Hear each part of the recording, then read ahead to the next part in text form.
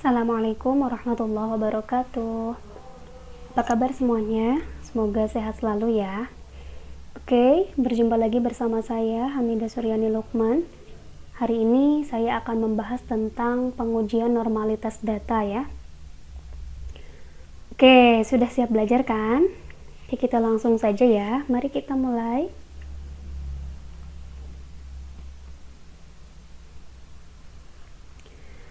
Nah, pengujian normalitas ini digunakan untuk menguji suatu hipotesis apakah dengan menggunakan statistik parametrik ataukah non-parametrik. Pengujian ini merupakan syarat yang harus dipenuhi ketika akan menguji hipotesis penelitian kuantitatif. Uji normalitas dapat digunakan secara parametrik, yaitu dengan uji chi-kuadrat. Hal ini dikarenakan menggunakan penaksir rata-rata dan simpangan baku. Uji normalitas juga dapat dilakukan dengan uji non-parametrik, salah satunya dengan uji Lilliefors. Nah, pada kesempatan kali ini saya akan membahas tentang uji normalitas dengan chi-kuadrat atau chi-kuadrat. Nah, ide uji normalitas ini berasal dari uji kecocokan, yaitu teorema uji kecocokan. Nah, uji kecocokan dilakukan untuk menentukan apakah populasi mempunyai distribusi tertentu. Uji kecocokan ini membandingkan antara frekuensi amatan dan frekuensi harapan. Nah, oleh karena itu rumus yang digunakannya adalah chi-kuadrat sama dengan sigma I-nya dari kelompok 1 sampai kelompok ke K. Ini OI adalah frekuensi amatan dan EI adalah frekuensi harapan. Di mana nanti chi-kuadrat ini mendekati nilai dari variabel-variabel random chi-kuadrat. Nah, uji normalitas dengan chi-kuadrat ini berasal dari teorema atau derajat kebebasan untuk uji kecocokan. Ini untuk menentukan derajat kebebasannya. Nah, bilangan yang menunjukkan derajat kebebasan pada uji kecocokan chi-kuadrat adalah banyaknya sel dikurangi banyaknya kuantitas yang diperoleh dari data amatan yang digunakan untuk menghitung frekuensi harapan atau EI. Nah, adapun daerah kritisnya, ini chi-kuadrat, pembandingnya harus selalu lebih besar daripada chi-kuadrat tabel. Jadi nanti ada tabel chi-kuadratnya. Dengan V adalah derajat kebebasan, alfa di sini errornya atau kesalahan tipe pertama atau taraf signifikansi uji. Nah, sehingga dalam uji chi-kuadrat selalu menggunakan satu ekor kanan atau uji satu pihak kanan. Nah, pada kesempatan kali ini menentukan frekuensi harapan itu diperlukan 3 kuantitas, yaitu frekuensi total, rata-rata, dan simpangan baku. Sehingga derajat kebebasan dapat ditentukan dengan rumus V sama dengan K dikurangi 3. K itu banyaknya kelompok data atau banyaknya interval data. Nah, uji chi-kuadrat ini selalu digunakan dalam bentuk data bergolong atau data dalam bentuk interval. Prinsipnya tadi membandingkan antara histogram data amatan dengan histogram yang kurva atau yang poligon frekuensinya mendekati distribusi normal. Nah, adapun hipotesis yang selalu dirumuskan dalam uji normalitas data itu selalu seperti ini. H0, sampel berasal dari populasi yang berdistribusi normal. H1-nya sampel berasal dari populasi yang tidak berdistribusi normal. Ini selalu dicamkan seperti ini ya, H0 dan H1-nya.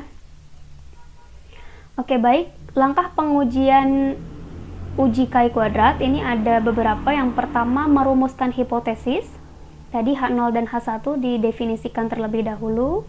Kemudian menentukan taraf signifikansi uji atau alfanya atau errornya mau berapa persen dalam pengujian ini. Kemudian menentukan atau menghitung statistik uji chi-kuadrat yang rumusnya sigma OI min EI dikuadratkan dibagi EI. Nah, dalam rumus chi-kuadrat ini menentukan EI, ini penjabaran menentukan EI-nya ada beberapa langkah. Yang pertama, dia harus menentukan dulu tepi kelasnya. Jadi tepi kelas atas dan tepi kelas bawahnya harus ditentukan terlebih dahulu. Setelah itu kita menentukan Z atau bilangan baku dari tepi kelas atasnya atau tepi kelas bawahnya. dengan menggunakan rumus XI dikurangi X bar dibagi S. Nah, sehingga diperlukan data rata-rata dan data simpangan baku sampel. Nah, selanjutnya setelah Z ini diketahui, selanjutnya mencari luas Z-nya menggunakan tabel distribusi normal baku atau Z. Nah, luasnya yaitu luas dari Z tepi bawah sampai Z tepi atas. Ini sampai. Nah, nanti baru bisa dihitung EI-nya, yaitu luas kelas dikalikan dengan banyaknya data. Nah, setelah EI dihasilkan, maka statistik uji KI kuadrat pun bisa dihitung. Nah, setelah menentukan statistik uji KI kuadrat, selanjutnya kita menentukan daerah kritis. Kemudian menentukan keputusan uji, menerima atau menolak H0, dan yang terakhir menarik kesimpulan apakah data berdistribusi normal atau tidak. Baik, untuk meningkatkan pemahaman kita akan mengerjakan contoh soal ini. Misalnya ada data 100 berat badan siswa ya di kelas 12 SMA Bakti yang diambil secara random. Berat badannya dalam bentuk interval. Ini 60 sampai 62 kg, ini frekuensinya 5, 63 sampai 65 kg ada 18 orang, 66 sampai 68 ada 42 orang, dan seterusnya sampai ke interval 72 sampai 74 kg ada 8 orang, sehingga total ada 100 data. Baik, bagaimana cara menyelesaikan soal ini? Soal ini diperlukan beberapa langkah tadi. Di antaranya yang pertama merumuskan hipotesis penelitian. Nah, jadi langkah pertama kita tentukan dulu hipotesisnya, yaitu yang sudah ditentukan di awal, H0 sampel berasal dari populasi yang berdistribusi normal dan H1-nya sampel berasal dari populasi yang tidak berdistribusi normal. Nah, kemudian langkah yang keduanya adalah menentukan taraf signifikansi uji. Sehingga di sini kita menentukan taraf signifikansi uji misalnya 5% atau 0,05. Kenapa ditentukan dari awal? Karena supaya kita nanti tidak kebingungan ketika menentukan daerah kritis atau nilai di tabel. Nah, setelah itu baru kita akan menghitung ke bagian KI kuadrat melalui form Excel ini.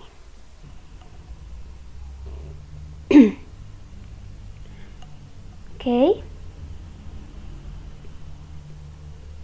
Baik, saya ulangi kembali, rumus untuk menentukan KI kuadrat adalah sigma dari kelompok pertama atau interval pertama sampai interval terakhir, kemudian frekuensi amatan dikurangi frekuensi harapan dikuadratkan dibagi frekuensi harapan.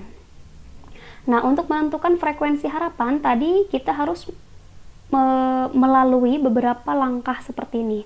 Nah, langkah yang pertama kita harus menentukan tepi kelas.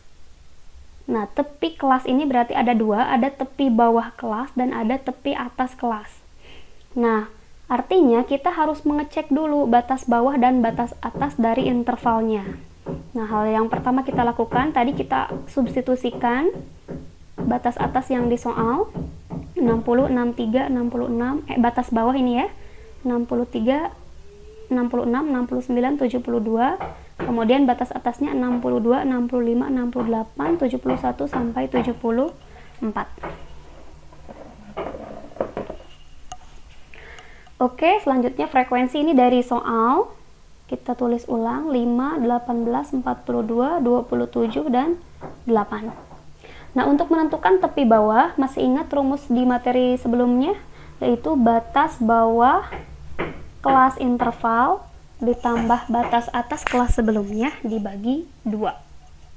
Ya, berarti 60 ditambah data sebelumnya 59 dibagi 2, hasilnya 59,5.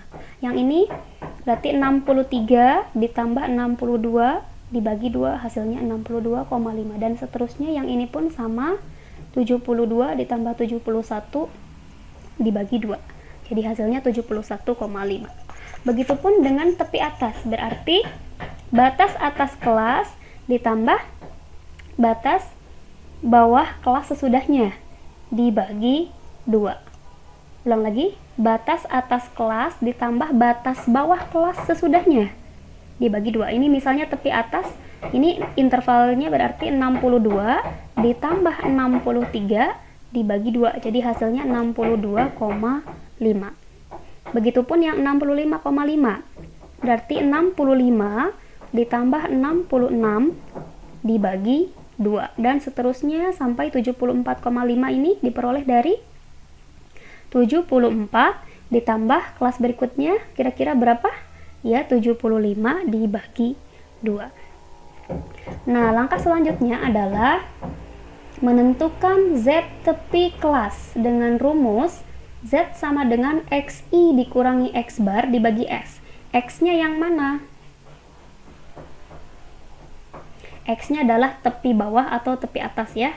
Nah, berarti kita harus mencari X bar dan S-nya. Ya, untuk menentukan X bar dan S atau rata-rata dan simpangan baku, kita menggunakan rumus yang sebelumnya sudah digunakan. Nah, kita tulis kembali ini titik intervalnya 62 sampai 72 sampai dengan 74. Nah, titik tengah intervalnya 61 ya. Ini 64 dan seterusnya sampai 73. Ini frekuensi dari soal. Nah, untuk menentukan rata-rata itu rumusnya sigma FI XI dibagi sigma FI. Berarti kita harus tentukan dulu FI XI. FI XI caranya yang sebelumnya ya, ini 305 diperoleh dari FI dikali XI, 5 dikali 61.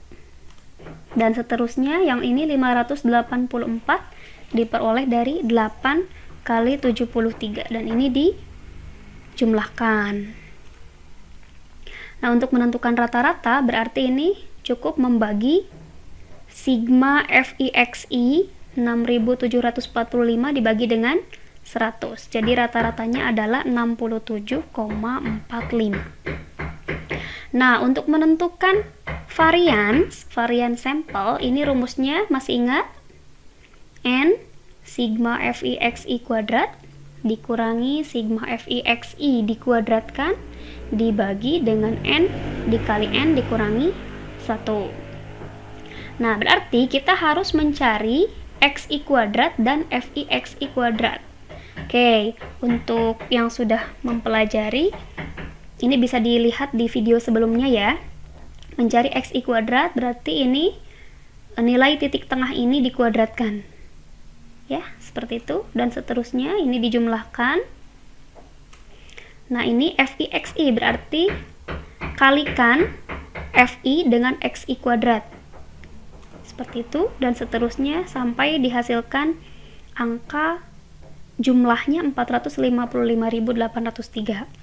Nah, nanti masukkan ke rumus varians ini. Nih ya, 100 dikali 455.803, kemudian dikurangi dengan kuadrat dari 6.745 dibagi dengan 100 kali 99 diperoleh angka 8,61. Nah, yang kita perlukan bukan variansnya tapi simpangan bakunya. Nah, simpangan baku atau S-nya. Nah, rumusnya adalah akar dari varians. Nah, SQRT ya, square root dari 8,61 yaitu 2,93. Nah, rata-rata ini 67,45 dan simpangan baku 2,93 yang akan kita gunakan untuk menentukan Z.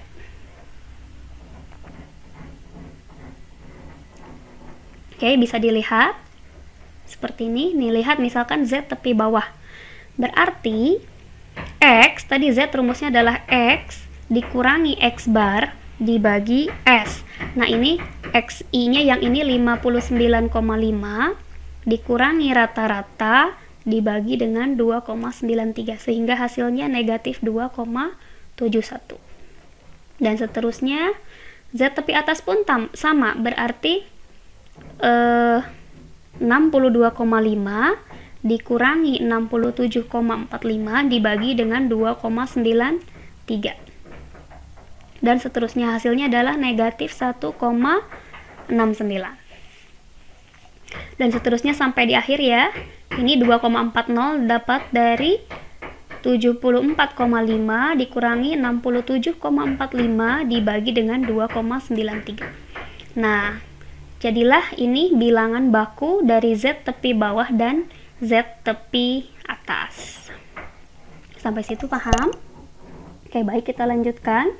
Setelah kita menentukan Z tepi atas dan tepi bawah, kemudian kita harus mencari luas kelas.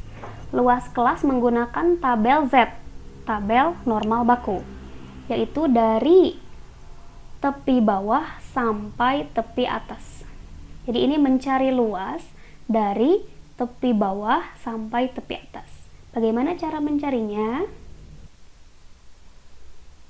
Nah, sebelum mencari luas, kita harus membuat dulu gambar seperti ini. Ini gambar diagram normal atau grafik kurva normal. Nah, kemudian tadi yang akan kita cari adalah Z tepi bawah sampai Z tepi atas dari nilainya negatif 2,71 sampai negatif 1,69. Nah, sehingga kita harus gambar negatif 2,71 kira-kira seperti ini dan negatif 1,96 kira-kira seperti ini. Nah, maka luas daerahnya, luas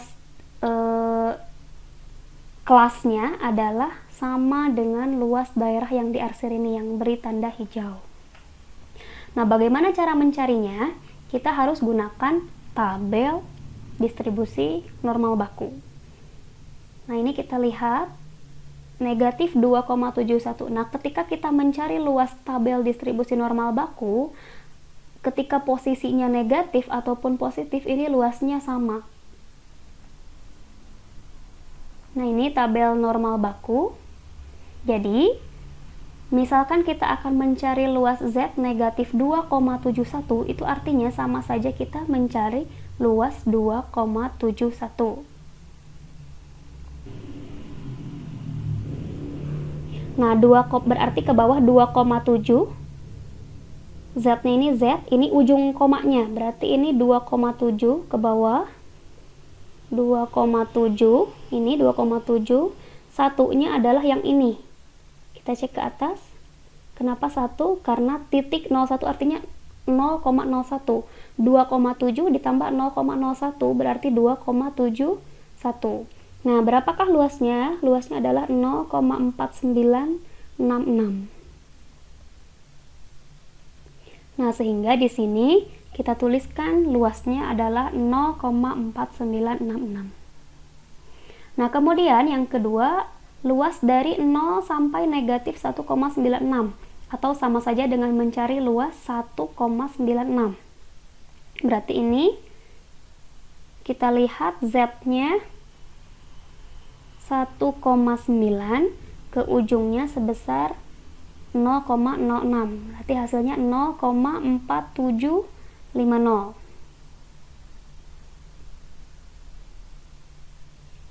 Negatif 1,96.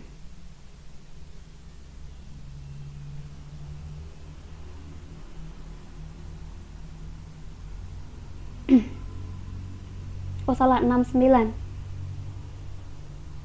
Negatif 1,69. Berarti 1,69, 0,4545, betul ya? Sehingga luas daerah yang diarsir ini atau luas daerah dari negatif 2,71 sampai negatif 1,96 adalah sebesar 0,4966 dikurangi dengan 0,4545, diperolehlah 0,0421. Nah, ini. Jadi angka ini dan seterusnya adalah angka yang diperoleh dengan cara mencari luas dari Z tepi bawah sampai Z tepi atas. Sampai situ? Paham? Oke, baik, kita lanjutkan. Setelah kita mencari luas, kemudian kita mencari EI atau frekuensi harapan. Caranya adalah luas kelas dikali banyaknya data. Tadi banyaknya data ada 100. Berarti mencari EI ini hasil dari luas kelas ini 0,042 dikali 100.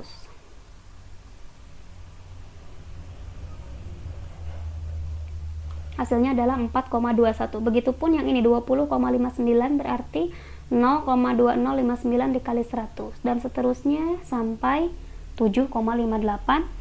Ini diperoleh dari 0,0758 dikali 100.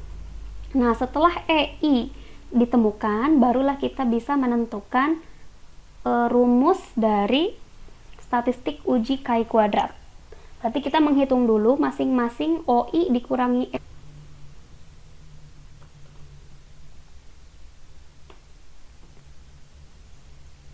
Nah, ini rumusnya adalah OI 5 itu dikurangi EI 4,21, hasilnya dikuadratkan kemudian dibagi dengan 4,21. Hasilnya adalah 0,15. Begitupun yang 0,33 diperoleh dari 18 dikurangi 20,59, hasilnya dikuadratkan kemudian dibagi dengan 20,59. Sampai seterusnya sampai yang terakhir 0,02. Nah, setelah ini diperoleh, barulah kita menghitung sumnya. Kenapa sum? Karena di sini rumusnya sigma atau berarti penjumlahan ya. Artinya kita harus jumlahkan keseluruhannya. Diperolehlah angka 0,75. Jadi sampai sini kita sudah menghitung statistik uji KI kuadrat. Oke, langkah selanjutnya adalah menentukan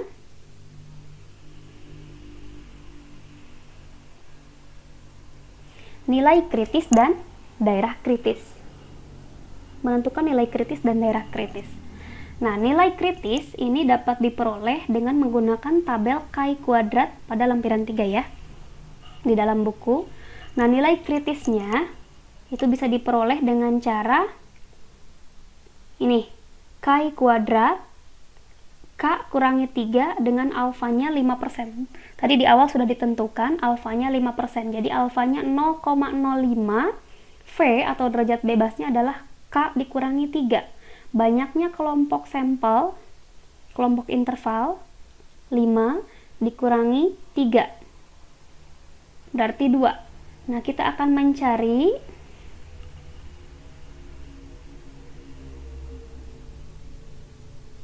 ini tabel KI kuadrat. Ini ke sini ke sebelah kanan, ini alfa. Alfa itu errornya. Nah, kita akan cari error yang 5%, berarti 0,05. Sedangkan V-nya tadi derajat bebasnya adalah banyaknya kelompok dikurangi 3. 5 kelompok dikurangi 3 jadi 2. Nah, kita akan mencari derajat bebasnya 2, alfanya 0,05. Berapa hasilnya? Ya, betul, 5,991. Betul ya? Jadi di sini nilai kritisnya adalah 5,991. Nah, kita akan mengetahui dari daerah kritis ini, kita akan menerima atau menolak H0 berdasarkan daerah kritis ini. Jadi daerah kritisnya adalah 5,991. Jadi H0 ditolak jika luas daerah atau tadi KI kuadrat hitungnya itu harus lebih besar dari 5,991. Nah, kita bandingkan tadi KI kuadrat hitungnya adalah 0,75. Ya, 0,75 berarti kurang dari 5,991. Jadi kalau digambarkan seperti ini 5,991 ini karena dia daerahnya lebih besar dari ini sebelah kanan, ini namanya daerah tolak H0. Nah, karena 0,75 berarti ada di sebelah kiri 5,991, misal sebelah sini, maka 0,75 ini termasuk daerah terima H0. Artinya keputusan ujinya H0 diterima. Nah, ketika H0 diterima berarti kesimpulannya adalah H0. Nah, tadi di langkah pertama H0 itu apa? Sampel berasal dari populasi yang berdistribusi normal, sehingga langkah terakhir ketika menarik kesimpulan kita simpulkan sampel data 100 berat badan tadi berasal dari populasi yang berdistribusi normal. Oke, paham semua? Mungkin itu yang bisa saya sampaikan pada video kali ini. Semoga bermanfaat untuk kita semua. Mudah-mudahan tetap semangat belajar meskipun lagi di rumah dalam keadaan libur. Tetap semangat, jangan lupa tugasnya dikerjakan. Billahi taufiq wal hidayah. Wassalamualaikum warahmatullahi wabarakatuh.